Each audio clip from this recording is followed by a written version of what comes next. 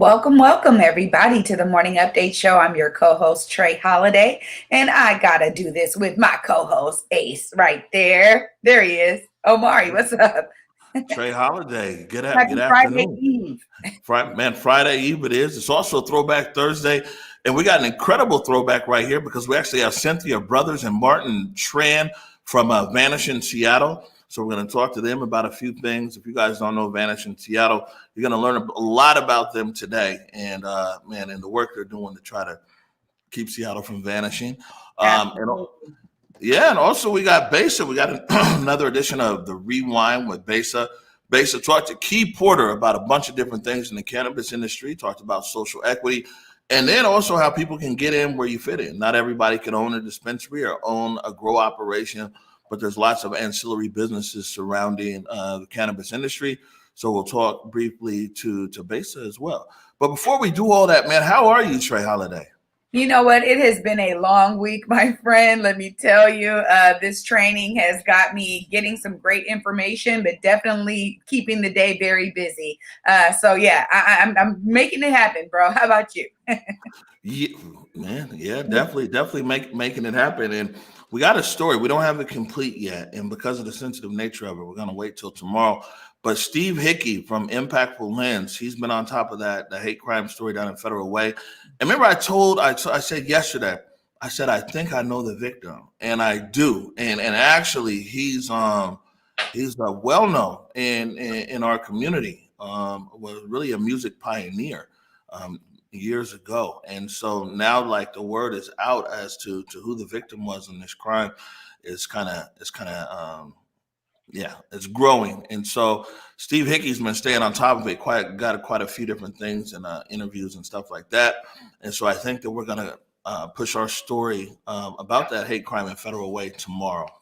Yeah, there's been some updates. I saw some footage Cairo released yesterday. Some folks out here in Federal Way kind of talking about it and trying to figure out who he was, what happened kind of with the hit and run. So it'd be great to see what Steve Hickey has going on. Yep.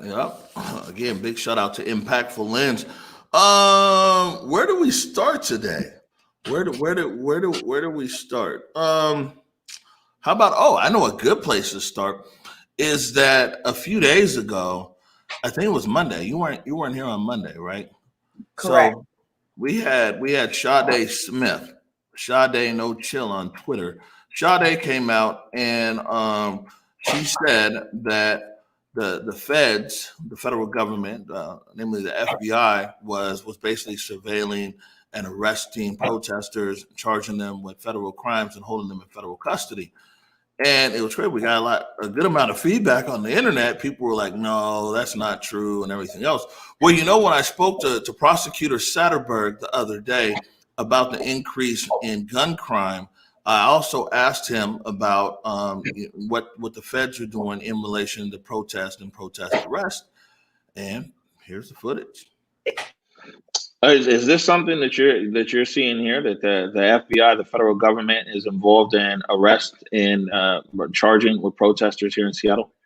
So the United States Attorney has concurrent jurisdiction with the county prosecutor, and so there are cases, and I think there may be about 15 or 20 where the federal government has come in and grabbed cases that involve arson, robbery, and other cases that traditionally they might not have taken before. I think there's plenty of reasons to distrust the Department of Justice at the highest level.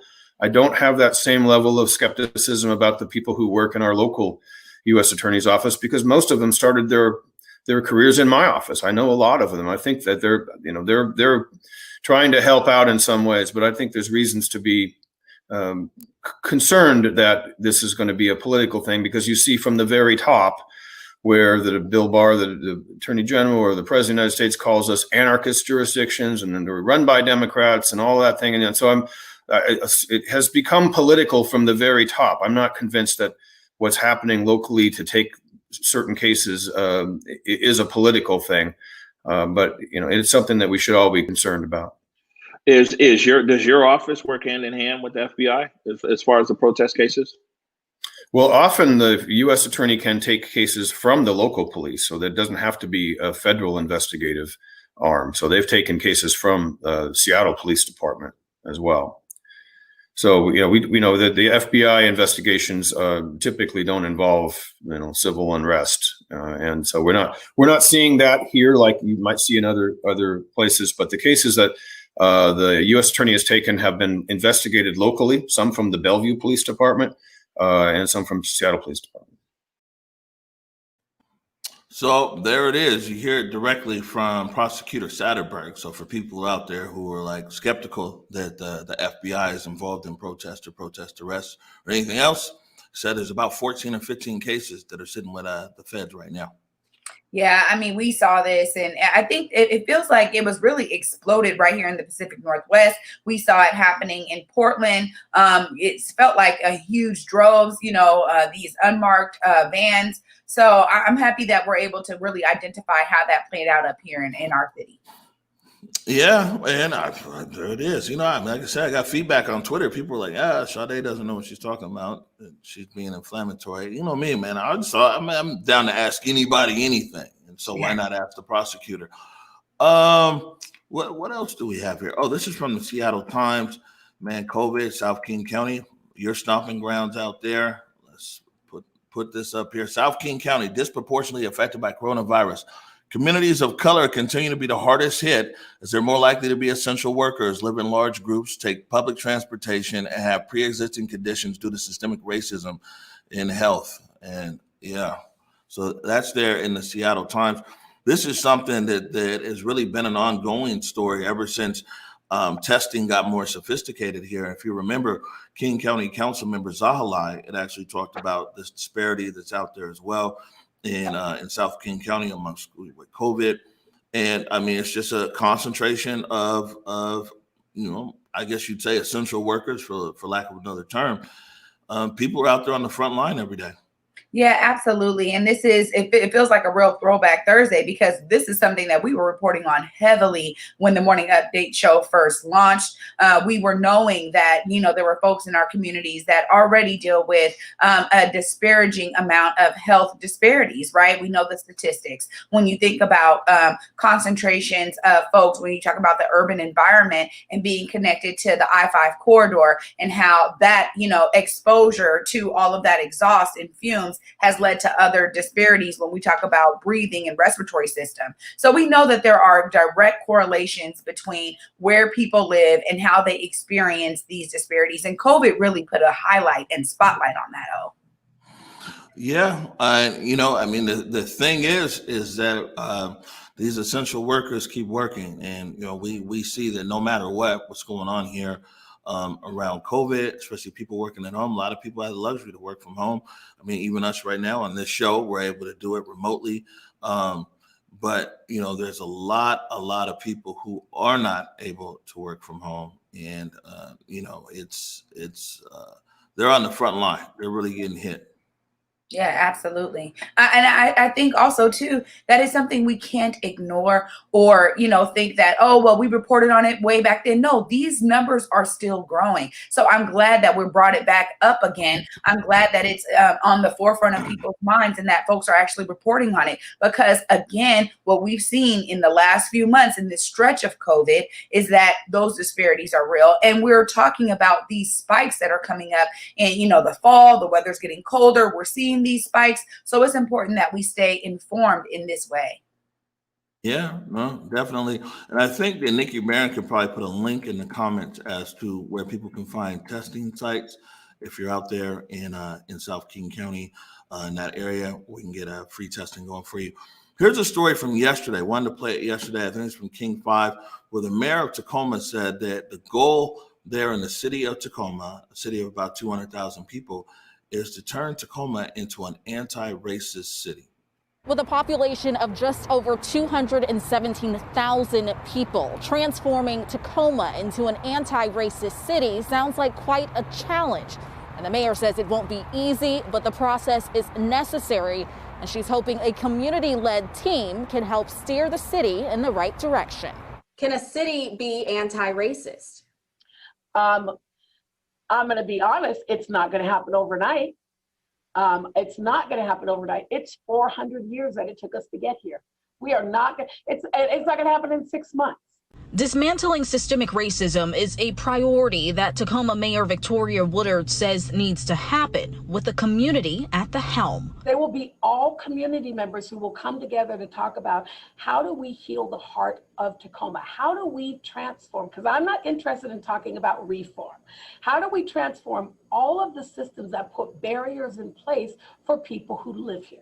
The city is accepting applications to fill a 13-member group being called the Heal the Heart of Tacoma team. One of the things that we know we have to incorporate if we're going to heal a heart, there's got to be recreation. There's got to be reconciliation, right? We've got to acknowledge the past hurts and harms that have been caused to people in our community. Woodard says half of the members will be Black and the entire group will represent a variety of backgrounds. We're not waiting for the community to tell us everything, but we do want to fully understand so that we can transform not just city government, but transform this city. It's a transformation that weighs heavy on the city's third Black mayor. To be able to make a change, and while it's heavy on my shoulders, it's my responsibility, and I believe I must be here at this moment, at this time, to do this work.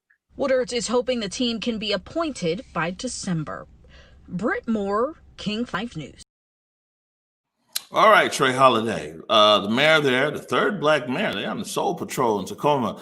Bold statement, said wants to turn to an anti-racist city. What are your thoughts? I have to start off, I always, start off from a personal perspective. And I was just recently on a panel with Mayor Woodard, and I'll say this. Something about her passion for her community and for her city in Tacoma is real. It is very infectious. And, what we were working on was something centrally located around youth and getting youth really involved in the political process. But what she talked about was about this. I love how she said not reform, but a full-on transformation. She's really thinking about innovation at her level that will be citywide. wide. And I think it's a really great example that she's setting for Washington, for other mayors to follow. How are you being intentional about uprooting these systemic practices that really create the disparities we see? And unfortunately, those resound around racial ethics. We see this a lot. We experience them in the Black community. They're definitely a fabric of our lived experience.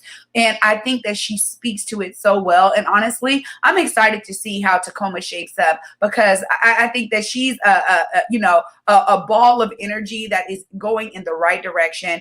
And, to be honest, I'm just excited that, there's a city in our state that's taking these kinds of progressive measures. You're muted.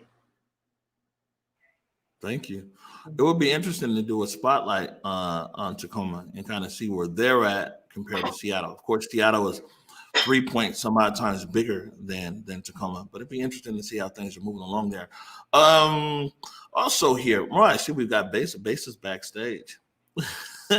I'm gonna have to play this clip from Kansas City since we got Besa there backstage there. But I talked to Alex Hudson. So Alex Hudson from Yes Transit. That's Seattle Proposition 1. And basically, and this is something when we talk about essential workers, people that are impacted, a lot of our viewers are essential workers. But apparently, according to Alex, Seattle Proposition 1 is an existing tax of 0.15%, and it funds transit basically, and free bus passes and everything else. I wanted to talk to her to see, is yes on Seattle Proposition 1 something that's impactful for our community? Seattle Proposition 1 is the last item on people's ballots. It renews an expiring transit measure. It's a 0.15% sales tax. And what we're going to spend that money on is continuing Seattle's excellent transit system. We're going to buy 150,000 hours of transit service. We're going to continue affordability programs for seniors, essential workers, and people living in Seattle Housing Authority buildings. And we're going to provide a free transit pass to every Seattle public high school student in our whole district. In addition to that, we're going to make sure that there's targeted service for West Seattle, because those folks are stuck on that island over there. And we're going to do some spot improvements to make sure that transit is moving. Like I said, this is an existing thing that we're already paying for, so it's just a renewal of keeping what we already have. 1 out of 3 Seattle essential workers counts on transit, as do families like mine who use transit to get everywhere we need to go. So we want everybody to make it all the way down to the bottom of their ballot and hit yes for Seattle Proposition 1 so that we can keep buses moving in Seattle. All right. So it's already a sales tax. That's the thing. So nobody wants to pay more sales tax. It's a sales tax that's already being paid in the city of Seattle. The flip side of the issue is, you see, it's lots of upside. Clearly, people depend upon transit. The flip side of it is do people can want to continue paying that 0.15% sales tax in a city that is highly taxed? Yeah, that's true. This is what it always boils down to on these ballots when you talk about measures around how the tax dollar is spent. This is really, I think, at the heart of so much of what politicians feel is, democracy, right? How do you spend your tax dollars? And this is where the people have their chance to weigh in. I'm glad that we were able to get her on here and that you did that interview so we could get an understanding. This isn't something that already exists. Don't worry, guys. It's nothing new, nothing going to tap your pockets extra. But I think that what she did highlight there is that there have been a lot of great uses of that tax. And I think that it's something that needs to continue. We were just talking about it. These COVID disparities are going to continue. And as a city, we definitely need measures around how to ensure that we're, covering our bases. And transportation is one of them. Right. I think most people agree that the actual services provided are cool. I think people are pushing back on just, tax itself is the way that the services are paid for. So I got something else here before we go to break, and we'll come back with Besa. I talked to Debrena Jackson Gandy and Curtis C. Calhoun. Debrena, entrepreneur, author. Man, what else does she do? She's probably a pilot, an astronaut. She's a mentor. She does so many things. Yeah, Debrena does a lot, and Curtis Calhoun's over there at Black Dot. That was actually Studio A. If you've been with us for a long time, then you know that the morning update show started in Studio A. Then we moved it over to Studio B. Studio A was a little itty bitty studio, but we got it popping. But it turns out that they're kicking into high gear over there at Black Dot and Debrena, and they're really trying to reach out to, which was crazy. They said entrepreneurs, solopreneurs, and micropreneurs. I didn't even know there was a micropreneur, but they're offering some classes next week, and we want to be able to work with them to be able to get the word out about that. So a lot of time, because right now is a good time to build a business. You know what I'm saying? This is a good time to figure out where you can be and try to build a business into that space. Let me find it. Here it is right here. This is Debrena, Jackson, Gandy, Curtis Calhoun. Yeah, so I am so excited. We have been doing some awesome stuff with Black Dot. They are all about Black entrepreneurs, solopreneurs, and micropreneurs. And so this is a master class, a unique one, first of its kind with Black Dot that is taking place on Thursday, the 5th of November, part 1, and then part 2 of the master classes 1 week later on the 12th from 6 to 8 p.m. And, the lifeblood of small, large, medium-sized startup businesses is sales, and sales is a result of marketing. So the focus for this 2-part masterclass is going to be on marketing, the marketing mindset, the critical elements of marketing. How are you doing with those in your business? It's also going to be a workshop where folks are going to roll up their sleeves, and we're going to do some actual work. In the workshop, we're going to talk about 3 mistakes that I see that business owners tend to make over and over again that keep their business plateaued. We're going to talk about hitting the bullseye and what are the 4 elements that every business owner needs to line up to hit that sweet spot in their business, and more. But yes, excited to be collaborating with Black Dot on this and empowering our Black entrepreneurs, especially in this season of COVID. We really need to kind of be reminded, refreshed, reinvigorated, and learn how to pivot and prosper. All right, pivot and prosper. Let the church say amen. Right, amen. I mean, one of the great things about this particular course is that, again, it showcases the resilience in community. Debrena is a powerhouse, partnering with Black Dot. Debrena's done so many great workshops through Black Dot and really bringing her lived experience to the forefront. I was happy to be able to sit down with Debrena as well. So Chats with Trey goes a little bit deeper, where we talk a little bit about her background, her personal story. So folks will get to learn a lot about Debrena this week and really learn about what this Poised to Profit workshop series is going to bring to the people. Right. And people can get more information, go to Black Dot Seattle, whether it's on Facebook or their website or across social media. We're going to take a short break right now. When we come back, we got Besa Gordon, and she's talking cannabis. You're watching the Morning Update Show. My parents coming over here as refugees meant that they didn't really have anything when they came to America. Having reliable healthcare and having a reliable doctor was really important. Cộng đồng của tôi, trạm y tế của tôi. 我的社区，我的诊所。Mi comunidad, mi clínica. بلشدة هي بقارها. My community, my clinic.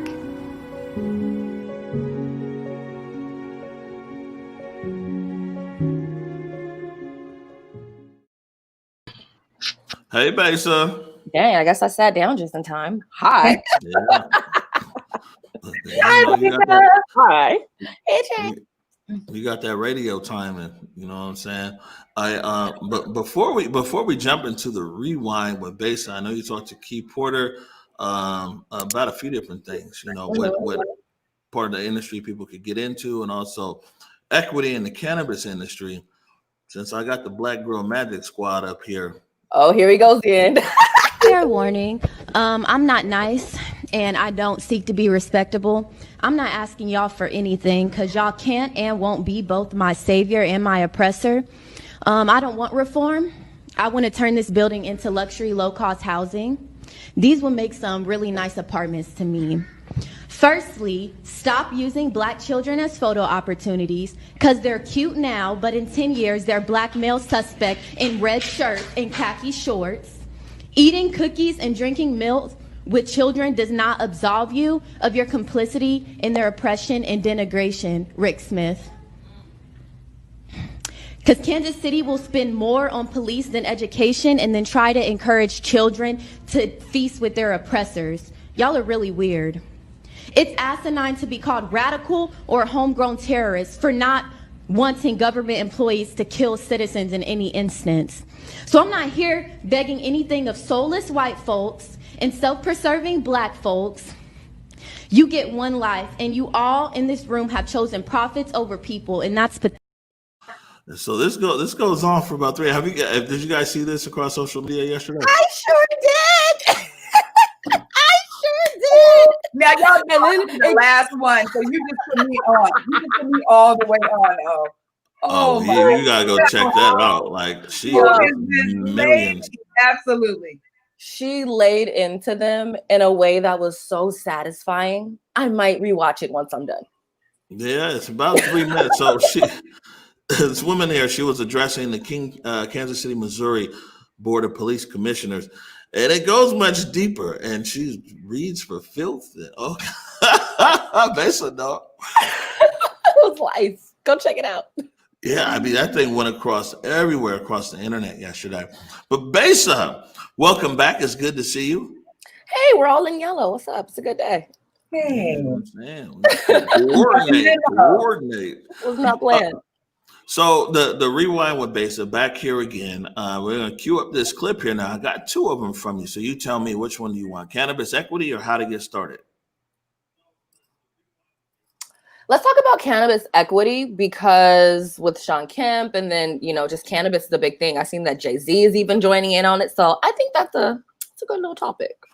All right. And so this is you and Key Porter, right, from the Rewind with Besa, talking about cannabis equity. First and foremost, for everyone that does not know, what is your take in cannabis? The take right now in the cannabis community is, for me, a very exciting time here in Seattle.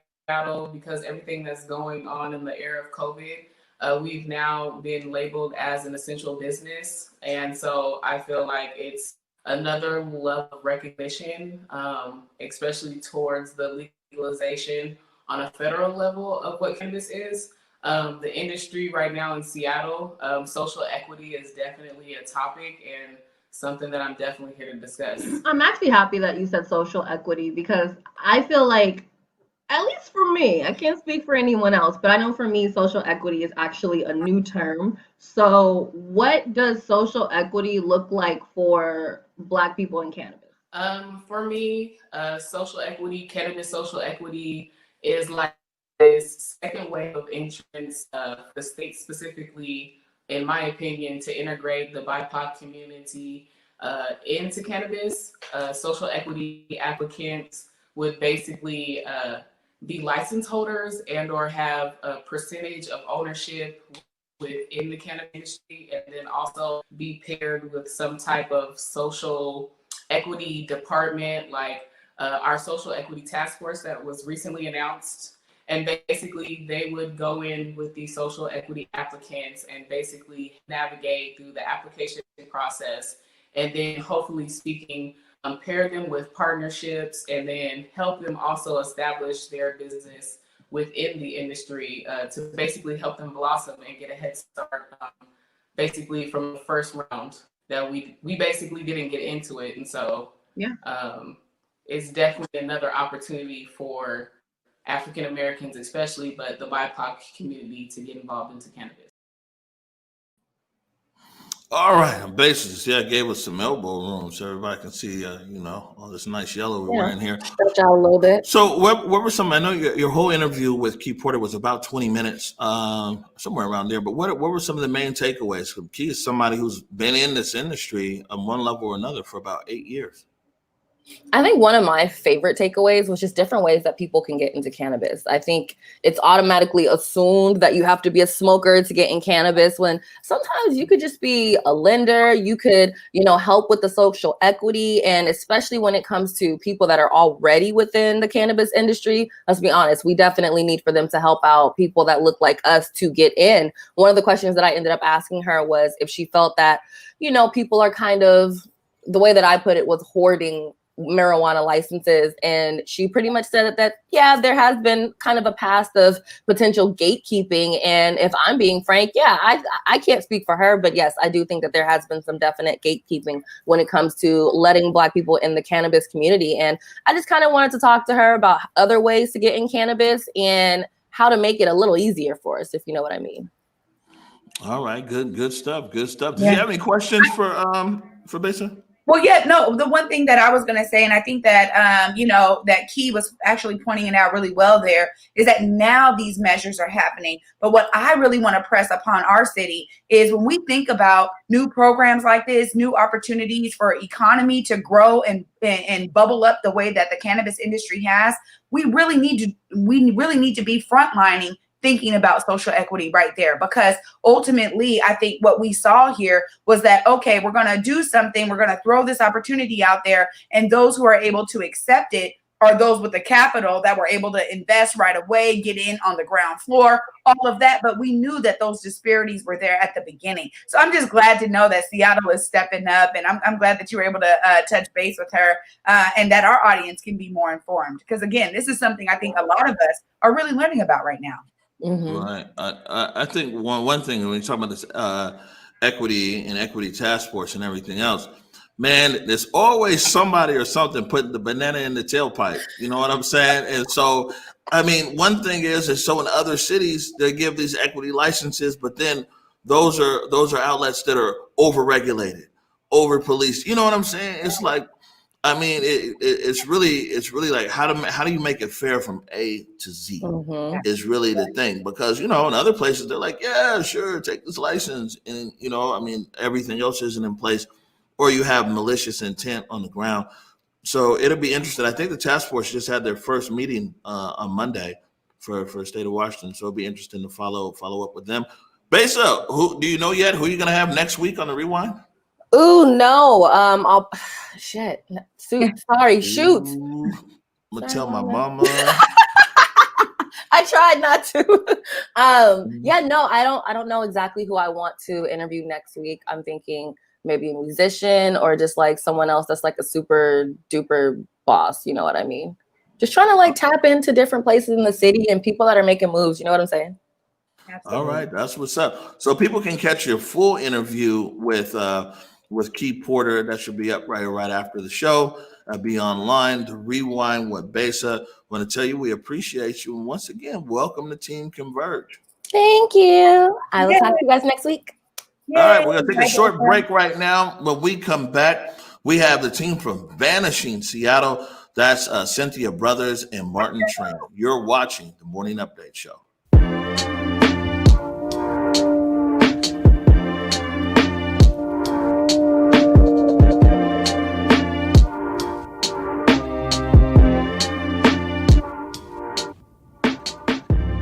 Converge Media produces culturally relevant content for Black and urban audiences. Our coverage is raw, transparent, and objective, praised by community leaders, government officials, and residents.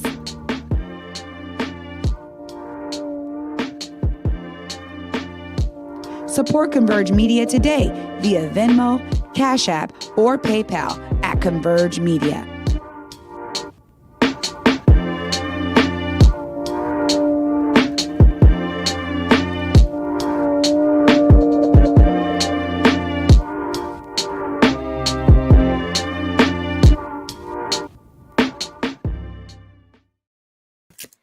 All right, welcome back to the Morning Update Show. My name is Omari Soliberry.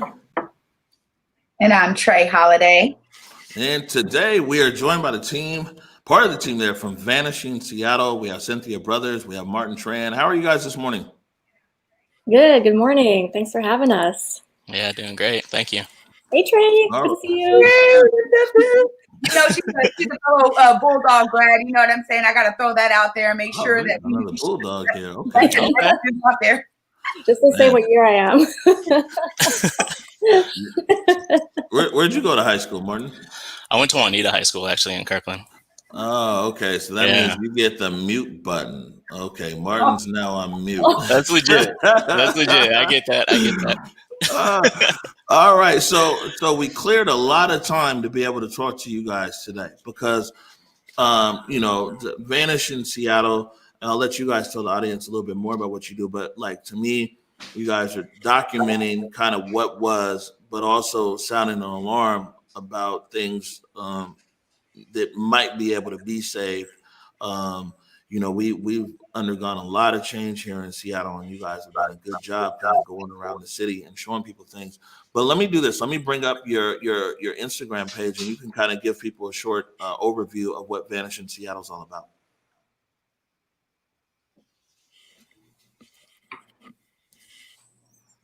All right. Yeah, thanks, O. So just a quick just kind of overview about Vanishing Seattle. So it's mostly it started as a social media project, mostly on Instagram and Facebook in January 2016. And I just kind of started it on a whim. I didn't really have any like grand plan in place or anything. I was just, seeing all these places, small businesses, homes in the city that were being torn down, that were disappearing at what seemed to be a really rapid, accelerated rate.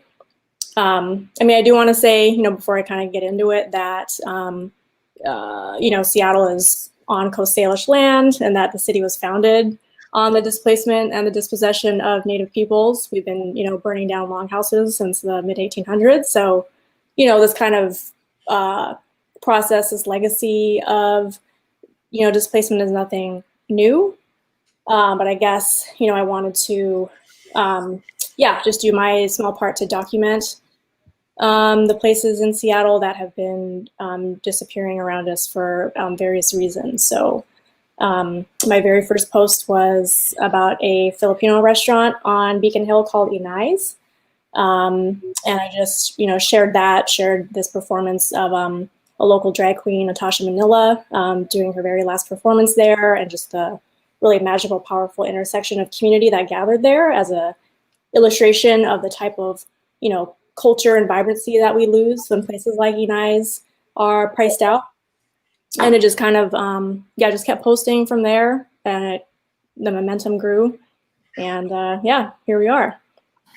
I remember I first reached out to you because you had documented a house that was being torn down, and it's a house that family members used to live in, and that's why I really started following you. I was like, man.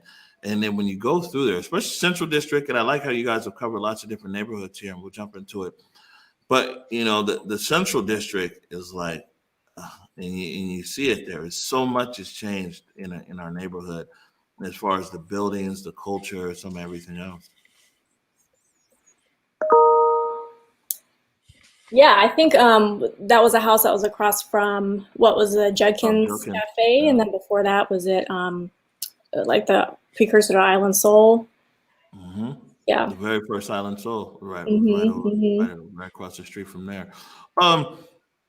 Got a few clips here. Hope I don't get a copyright strike, but I got a few clips here. And Martin, let me start with you. The first clip that we have here is the most recent one that you've released. I'm playing about a minute here about Busch Garden in the International District.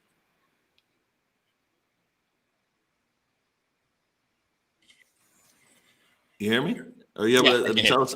Maybe you could tell us a little bit about it before we press play. Oh, gotcha. Sorry, I didn't catch that. So Busch Garden, for those who know, it's like the spot for karaoke folks in Seattle. But beyond that, it's also a community spot, especially for API leaders in the community. So for me, it was a spot that I really connected to when I moved to Seattle, and I started getting more involved in community work. That's where we always go to decompress, to break bread, to talk about things, to get jobs. When we heard that the Busch was closing, like at that time, we thought it was going to happen real quick, right? People are like, it's closing. You have like a month. So me and my co-directors, Elish and Shay and Chris Hoon Chen, just mobilized real quick, grabbed our cameras and went and started documenting as much as we could. All right, let me play this clip right here.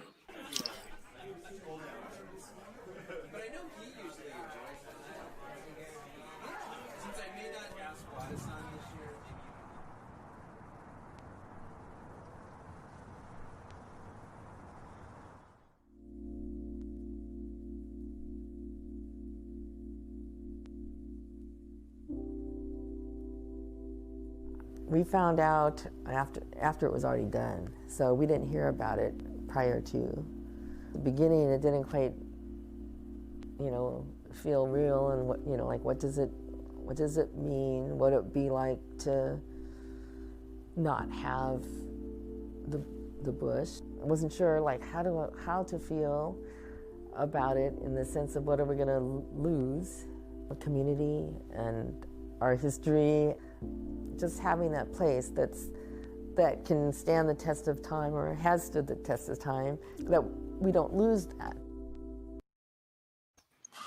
Now, can you tell us, Cynthia, what's the current state of everything at the Bush? Are they still open, or are they closed now? Well, Bush has been closed temporarily since the pandemic shut down. I mean, I think there's some challenges in that.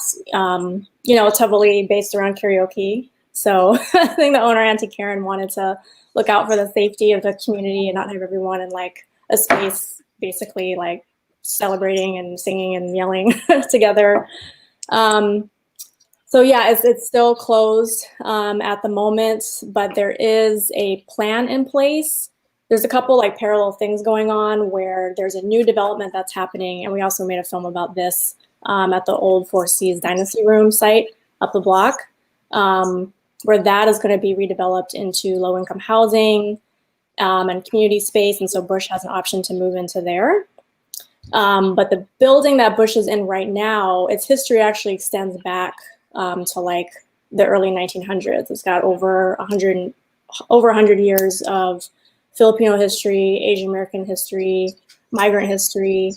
There's multiple levels. Used to be a theater, a speakeasy, single residence occupancy hotel. So and you'll see this in the film, there was a community campaign that emerged to, save the Bush as a business, but also save the building from the developer's plan, which was to demolish it, redevelop it into a 17-story luxury tower.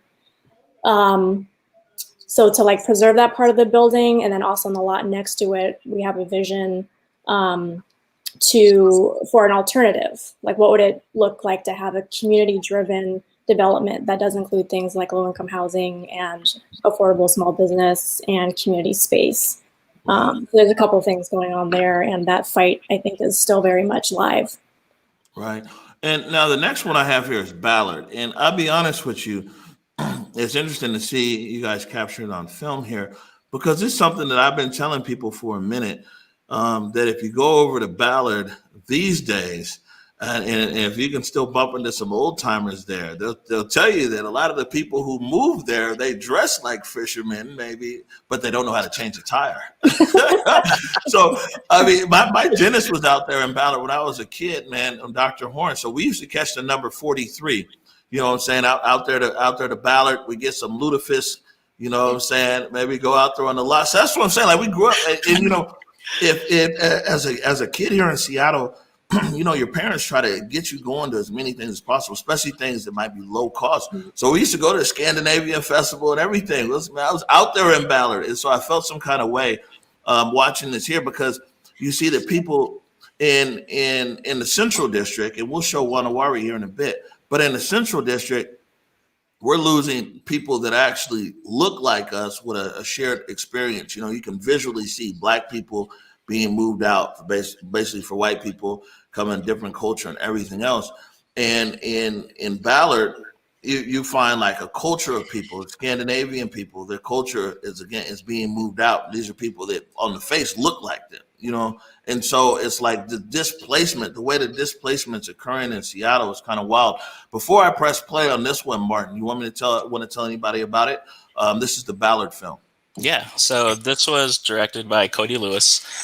He's a great filmmaker. I actually met him on set on another short film, and we were just talking about what we were working on. And I mentioned Vanishing Seattle, and he happened to be old homies with Cynthia from way back in the day. And then he just started lamenting about how Ballard is changing because he grew up there. And I was just like, you want to make a film? And he's like, yep, I'm on it. And just a couple of weeks later, he was out shooting and finding the story to tell. All right, here it is. A clip from Vanishing Seattle, Ballard.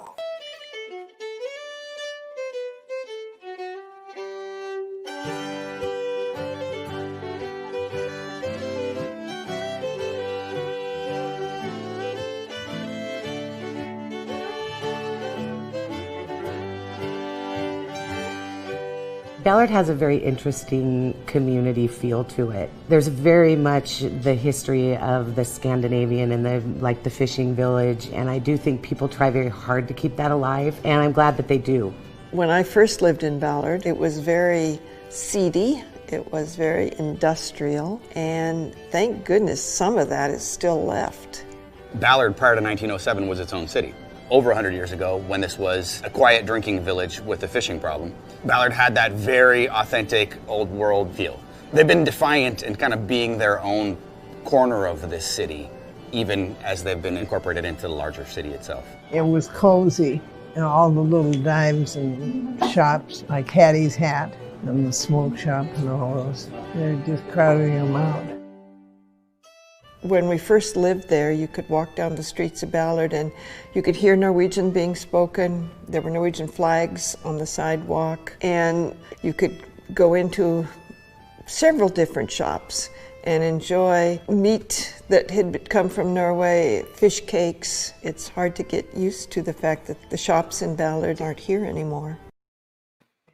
I think that why this one kind of really impacted me, because those people that you hear talking in that film that you guys made right there, it reminds you of people would interview us 10 years ago in the Central District, and sometimes even longer than that. And we'd be saying the same thing, like, oh, wow, man, Union, you should have seen Union when we were a kid. You could walk over here and do this, this, and that. I remember Trey Lamont, who owns the Jerk Shack, talked about how his parents would send him over there to Jordan's drugstore. And if he didn't have enough money, you know what I'm saying, it would be okay because they knew that he would be back.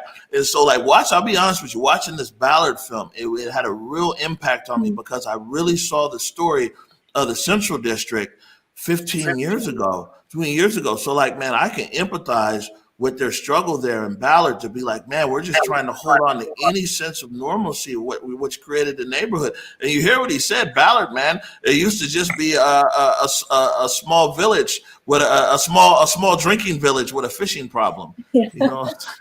Did you want to elaborate a little bit more on the experience out there in Ballard, Cynthia? Yeah, I mean, I'm gonna put my headphones in. I think there might be giving an echo here. Sorry. I think the interesting thing about the Ballard film, and I think it comes up in different ways across the different neighborhoods that we've done films on. But you have this very physical change where people will talk about whole blocks, whole intersections being just transformed, like the landmarks being gone, Sunset Bowl, the Denny's, Louis' Cuisine.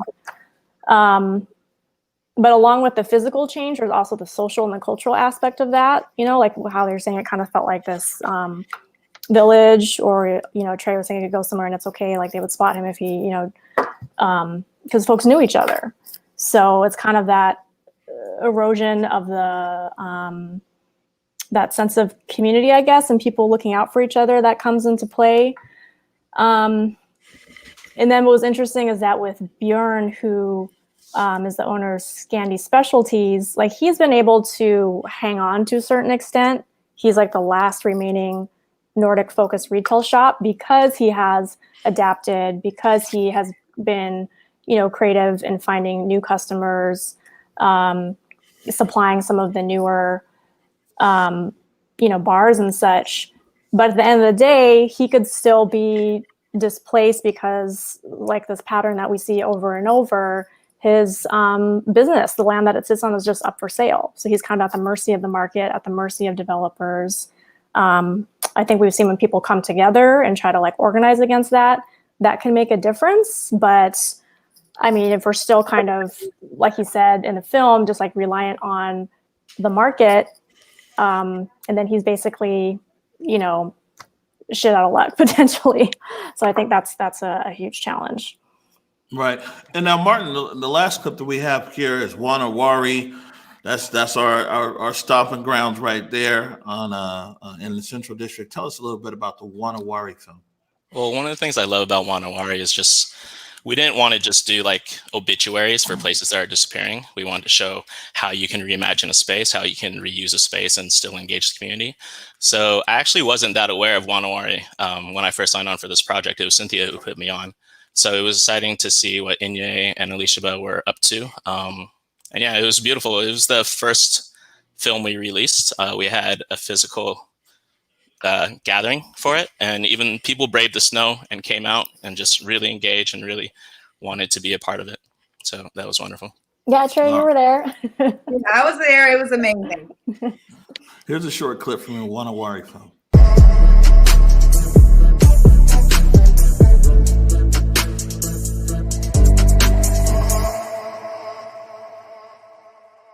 Right now, we are in my great aunt's home, which is to say, this is the home of my grandfather's sister. It's also the home that my grandparents owned together. My grandparents' generation was a part of the Great Migration, that era when African Americans were leaving the South and coming to northern cities and western states en masse, looking for a better opportunity and a better life, and to escape the violent oppression of the American South. I mean, the Central District was the only place in the city where Black folks could buy property. Because of that, that's where the Black community was, and that was where all of our, religious, social institutions, everything was centered here.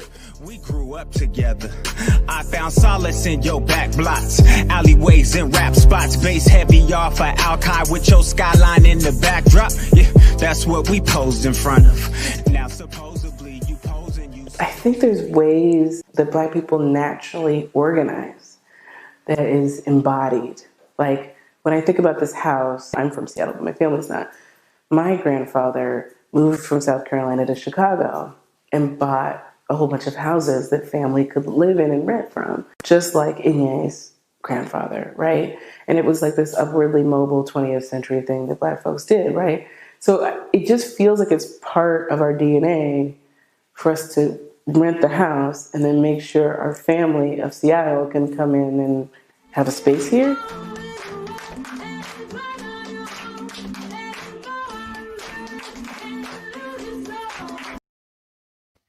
All right, Cynthia, tell us, what were some of your thoughts about Wanawari after making this film and engaging with Inye and the team over there? Well, first off, I'm just so, grateful to the filmmakers, Devin Delania and Chimera, who both have roots in the CD. That was one of the principles that we wanted to put into, practice with this series, is that filmmakers had a connection to the neighborhood or to the community or the, small business. And Chimera actually is from the CD, and she, or they were displaced down south, I think to Tacoma.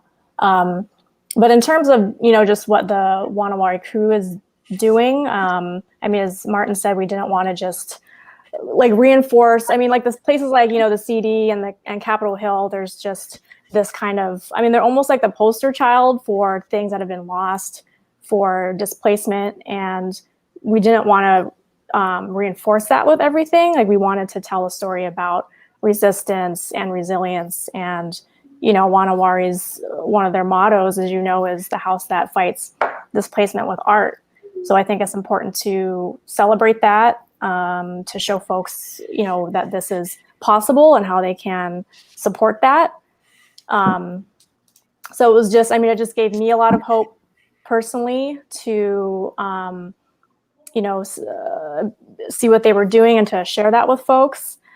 And I'm just, again, so grateful that they, allowed us to share a piece of that and to, hopefully spread that out to Seattle. And now they're, as they're organizing with their, Case 21, getting involved in land use and, policy work. So that was one of my favorite films. I'm just really happy that we, kicked off the whole series with Wanawari. Well, I was just going to say there, just watching it, I work really hard to try not to have these emotional responses because I work in displacement and disrupting displacement, but seeing a lot of those old images and being reminded of what I grew up in, what the community looked like when my grandmother was at 1905 East Fur Apartment 5. You know what I'm saying? And what that felt like for me as a child. And so I love that you guys took this direction to really highlight and showcase what's possible now. And that there's no, this idea that it's just, it's done, it's devastated, it's already gone. That's not the case. And I love that you guys really focused on that resiliency. What's crazy is that in the Ballard film, you could still go back and get color and even get video back when you know, when you talk about a Ballard heyday, you know, I mean, when you talk about a Central District heyday, we've been getting pushed out for so long. You got to go to archives and get black and whites when you want to explain to people how our neighborhood used to be and everything else. Martin, I believe that was the last film in this series. Are there any plans for you guys to make more films? We're talking about it. So me and Cynthia are taking a little break first. We worked on this project for about 2.5 years now. But we're definitely we're already talking to some filmmakers about different neighborhoods because we definitely want to profile more neighborhoods and more types of stories. How we release those films, who we may potentially partner with, that is still up in the air. But it's definitely a project that's going to keep going. We've had a really good response from everyone, and it's something we just want to keep growing. Right. And Cynthia, before we get out of here, what do you want people to know about Vanishing Seattle and maybe, you know, your journey thus far, you know, your personal journey and also Vanishing Seattle? Yeah, well, I think it's something that I couldn't do without the Seattle community. Just on a practical level, I mean, partnerships with, you know, folks like Martin, partnerships with, you know, folks in the film series and with artists and other people I've been lucky enough to collaborate, you know, over the past 4 years. And then in just the process of like the documentation that I do every day in the project, it's like people, they send me stories, they send me pictures, they send me tips, which is just immensely helpful because then it becomes this collective story sharing and not just something that I feel like I have to hold or is just filtered through like my own lens. And, you know, people do ask me a lot of times, like, don't you get really, you know, tired or bummed out or kind of what keeps you going? And yeah, I mean, it can be really, really tough and depressing, especially, I mean, I think in this time of the pandemic and so many things closing and, you know, going away even more rapidly, all that has been magnified. But I think just the willingness of the people of Seattle to fight and to resist and to throw down for the places that they love, that are housing the communities that they're a part of, and, you know, making connections between all these different overlapping pandemics and struggles this year, and the work of folks like Wanawari and King County Equity Now and Africa Town and CID Coalition, and just like people understanding how places are, you know, connected to, you know, health and wellness and just their ability to survive and thrive. So for me, I feel like I just want people to keep paying attention, to keep talking about these issues, and to keep fighting, and to keep, you know, telling this richness of stories that we all have to share, because I think we have to look to our past and able to understand how we want to shape the future and the type of city that we want to live in and who we want to be. Right. Well, you know, it'll be interesting. I'm gonna talk to you guys offline. Our platform is growing over here, and our platform has a lot of people who want to learn more about Seattle. So maybe we could do some kind of partnership where we could put some of these films that you guys made online across our platforms as well, and extend the actual reach and viewership, and at the same time educate, you know, a large audience. So I love that. That's awesome. Thank you. I'll be following up with you. Martin, Tran, Cynthia Brothers, Vanishing Seattle, thank you so much for joining us. When we come back, we're talking about T'Challa Ween. You're watching the Morning Update Show. Thanks.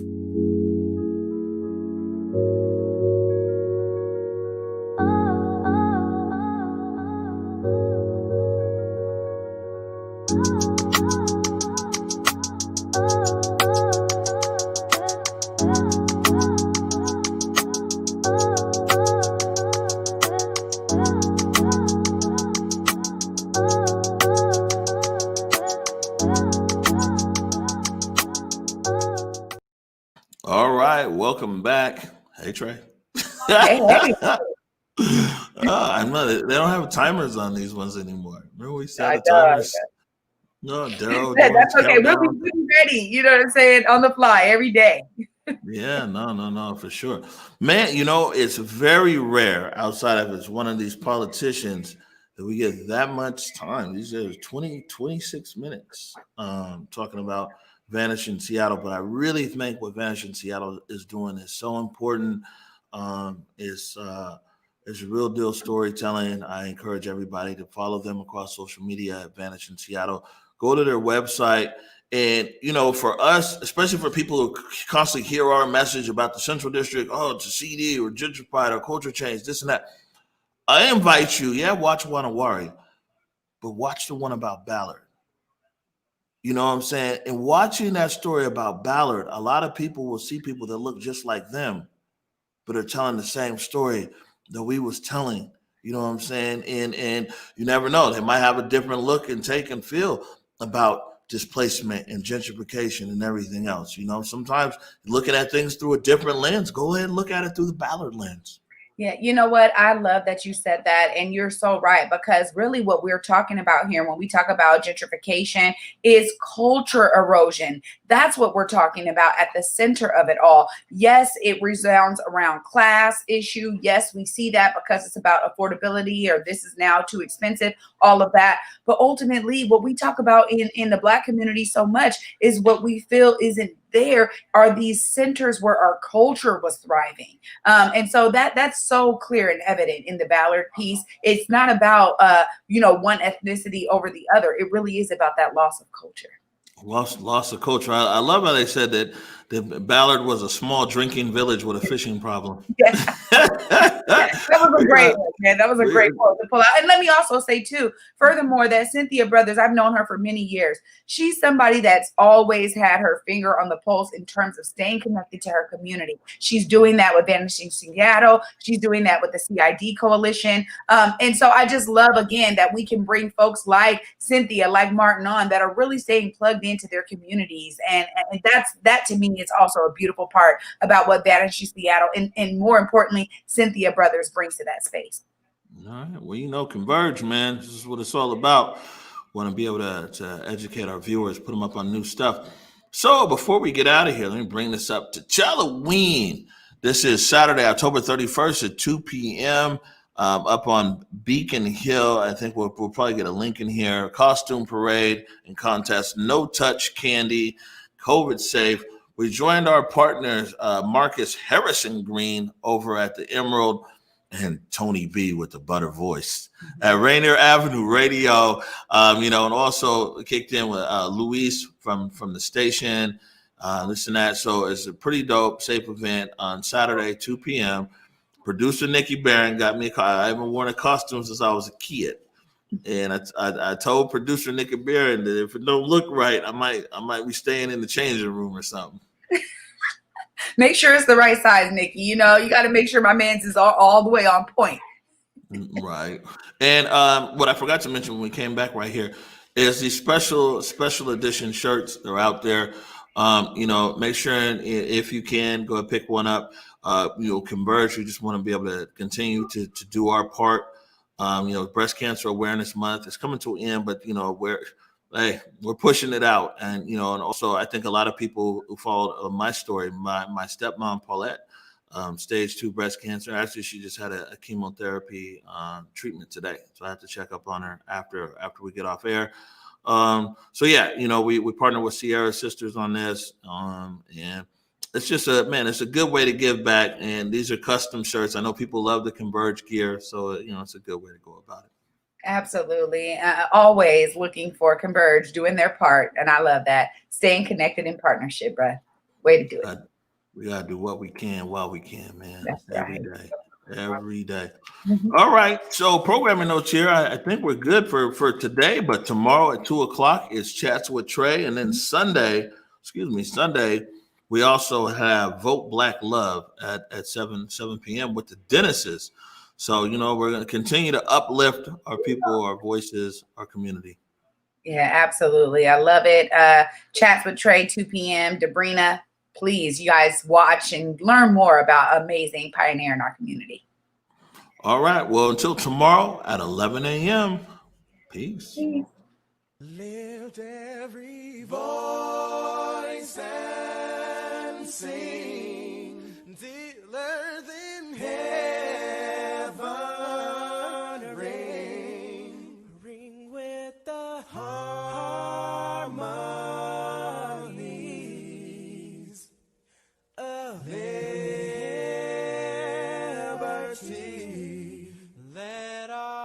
rejoicing, rise as the listening skies. Let it resound loud as the rolling sea.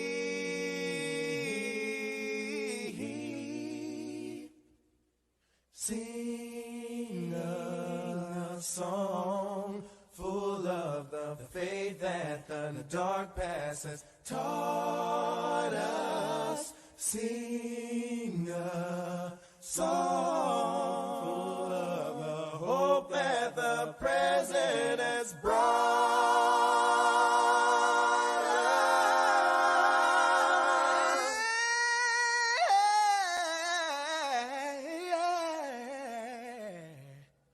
Facing the rising sun of a new day